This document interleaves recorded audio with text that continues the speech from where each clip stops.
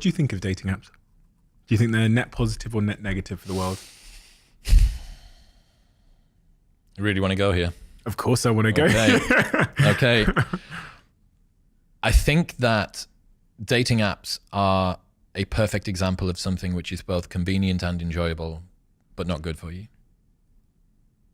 They have certainly opened up more opportunities for people to meet potential partners. And yet, we are in a world with the highest rates of sexlessness ever amongst young people. 1 in 3 men between the ages of 18 and 30 hasn't had sex in the last year. That tripled from 8% to 28% from 2008 to 2018. 50% of men say that they are not looking for a committed relationship. That's down from 61% of men saying that they were. Only half of men between the ages of 18 and 30 are looking for a relationship. You go, okay, well, if the promises of easy access online dating were so true, how is it that we've ended up with a world where people are having less sex than ever? That sexlessness has also increased for women too. But for men, it's increased more, and they were starting at a higher baseline as well. 50.1% of women, for the first time in history, are mothers. There are more childless women at 30 than there are women with children, right? So for almost all of human history, more women had kids under the age of 30 than over, and now it's switched. There's a study from Morgan Stanley that says by 2040, 45% of 25 to 45-year-old women will be single and childless. If online dating was creating this perfect facilitation for relationships to start, how are we ending up with all of these outcomes? There are people for whom a life without a partner is the right choice.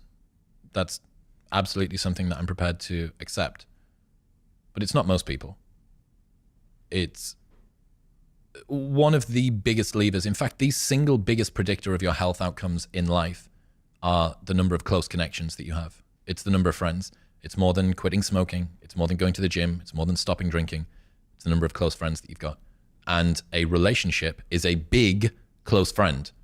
Robin Dunbar says that in order to get into a relationship, you have to sacrifice 2 friendships because you can have around about 5 very close friends. If you want to get into a relationship, you need to get rid of 2 of them because there is a minimum time investment. So people that are in relationships have better health outcomes. They have onset of dementia later. They have Alzheimer's problems later on in life. They are less lonely.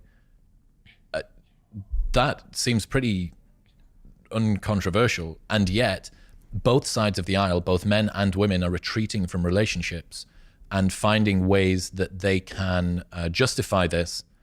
Boss bitch culture and sort of the lean-in women's mentality, or men going their own way, and incel culture and the black pill for guys are both ways that each sex is trying to deal with the challenges that are coming out of the mating market.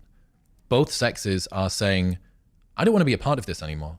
I'm finding it so painful and difficult to be in this world that I'm just going to cast off any of it altogether. And then retroactively come up with a lot of explanations that can justify why they didn't need to be in a relationship in any case. And for some people, that's true. But for most people, that's not.